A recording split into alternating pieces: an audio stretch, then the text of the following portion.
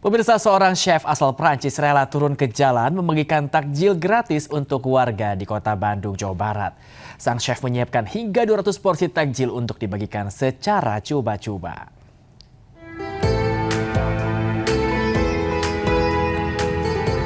Seorang koki asal Prancis bernama David Seleba atau yang akrab disapa Bule Tukang Masak membagikan takjil gratis pada warga di Jalan Perintis, Kota Bandung. David sibuk menggoreng bakwan sayur di bawah tenda kecil miliknya. Tak hanya gorengan, ia juga membagikan minuman manis dan kurma untuk melengkapi menu berbuka puasa warga. Orang dewasa maupun anak-anak antusias dan antre menunggu menu takjil yang dimasak oleh sang bule. David kerap berpindah untuk membagikan menu takjil dan menyiapkan sekitar 200 bala-bala setiap hari. Ya, insya Allah selama Ramadan, tapi kalau di sini, di Clean 8, di Jalan Perintis, kita sekitar 5 hari. 5 hari di sini, nanti kita pindah ke Pengka, ke 1967, kafe restoran yang ada di sana. Nanti insya Allah pindah lagi. Ini bala-bala, yaitu vegetable fritter, the French. Kaget ya, kaget baru pertama lihat boleh masak di sini lama lagi bagi tajil. Lagi lewat pas lihat tuh bagi tajil pas ada air kita gitu. Ibu emang orang sekitar sini atau? Enggak, orang sana Cilember. Aksi memasak takjil ini bukan kali pertama dilakukan. Sebagai seorang mu'alaf, ia mengaku kerap berbagi di bulan suci Ramadan. Dari Bandung, Jawa Barat, Yuniar Candika, iNews melaporkan. Ramadan membawa warna baru bagi pecinta kuliner di Kabupaten Jember. Salah satu menu yang tengah diburu adalah bakso tulangan iga kuah pedas. Selain enak dan gurih, juga sensasi kuah bakso yang juga dinilai berbeda.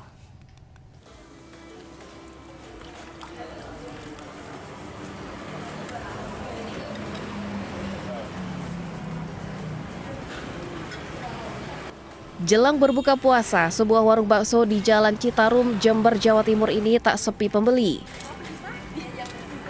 Pelanggan datang silih berganti menanti semangkuk bakso tulangan iga yang masih mengepul panas.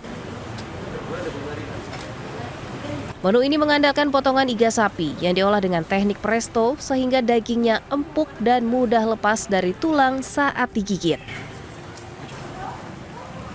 Kuahnya diracik dengan cabai rawit asli, menghasilkan rasa pedas yang kuat, namun tetap seimbang dengan sentuhan manis dan gurih khas Pendalungan, perpaduan cita rasa Jawa dan Madura.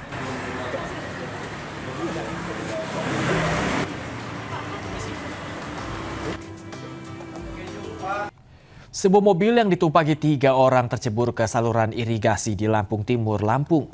Evakuasi berjalan dramatis lantaran dilakukan di tengah arus deras. Astagfirullahaladzim, piye lo, Mo? Ya aku ndredeg. Kinter kuwi piye lo? Astagfirullahaladzim. Ndredeg aku, Mo. Astagfirullah. Piye lek nolongi? Piye lo, Mo?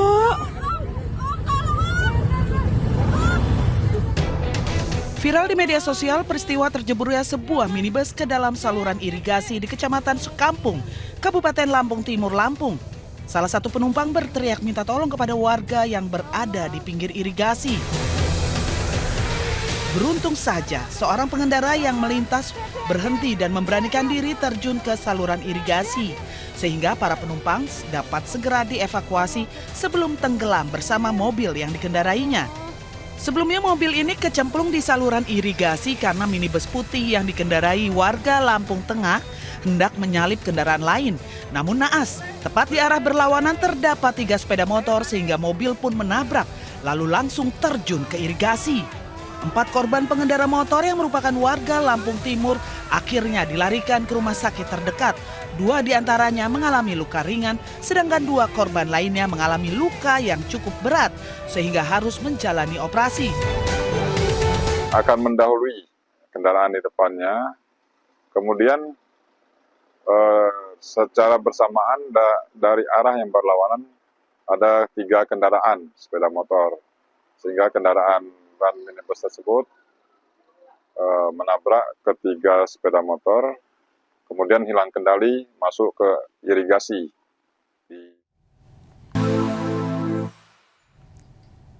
Bendera merah dikibarkan di atas Masjid Jamkaran Iran setelah Iran mengkonfirmasi bahwa pemimpin tertinggi Ali Khamenei gugur dalam serangan gabungan Amerika Serikat Israel. Bendera merah secara luas dianggap sebagai simbol balas dendam.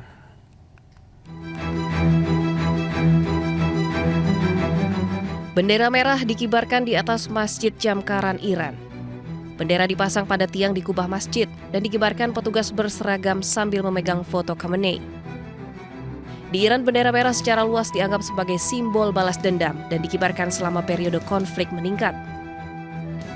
Media pemerintah Iran melaporkan kematian pemimpin tertinggi Ali Khamenei pada hari Minggu. Teheran menyatakan 40 hari masa berkabung nasional dan 7 hari libur umum saat negara bersiap untuk upacara pemakaman. Amerika Serikat dan Israel melancarkan serangan gabungan sejak hari Sabtu. Sebagai balasan, Korps Garda Revolusi Iran juga melancarkan serangan rudal dan pesawat tak berawak yang meluas terhadap Israel. Iran dan Israel memiliki sistem pertahanan yang kuat. Meski Israel memiliki sistem Iron Dome yang kuat, namun rudal hypersonic Iran mampu menembus pertahanan Israel. Whoa, did you see that? That was fast. Look how Iran. Listen to that sound.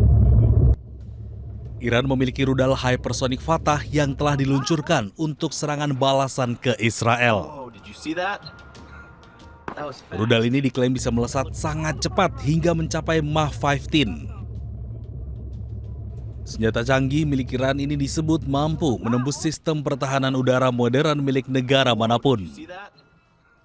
Tak hanya itu, rudal ini memiliki jangkauan hingga 2.000 km dan membawa hulu ledak seberat 1.500 kg.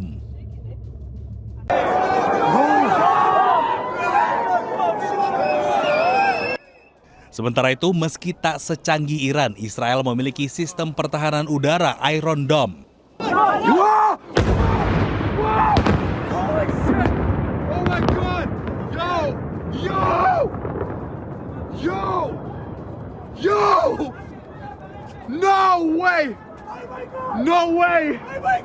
No way! Misil pengecoh rudal itu akan meluncur secara otomatis saat ada rudal masuk wilayah udara Israel. Namun, dalam beberapa kali serangan, sistem Iron Dome Israel gagal menghalau rudal milik Iran tersebut. Pada Minggu waktu setempat, serangan rudal hypersonic Iran menewaskan 9 orang di Tel Aviv serta melukai puluhan orang.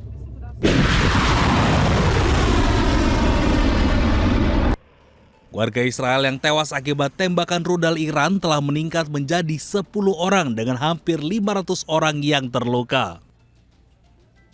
8 rumah dan tempat perlindungan bom hancur dalam serangan Iran.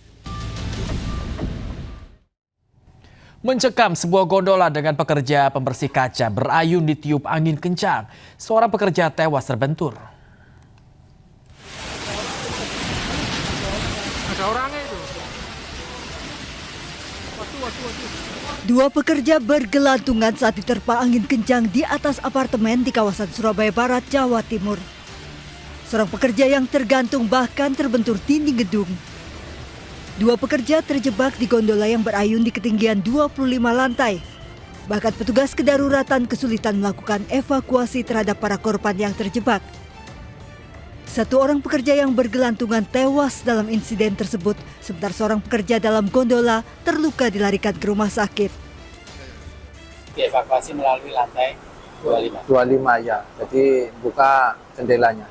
Ya, nanti dikomunikasikan sama pemilik gedung ya, jadi mungkin nanti dinaikkan.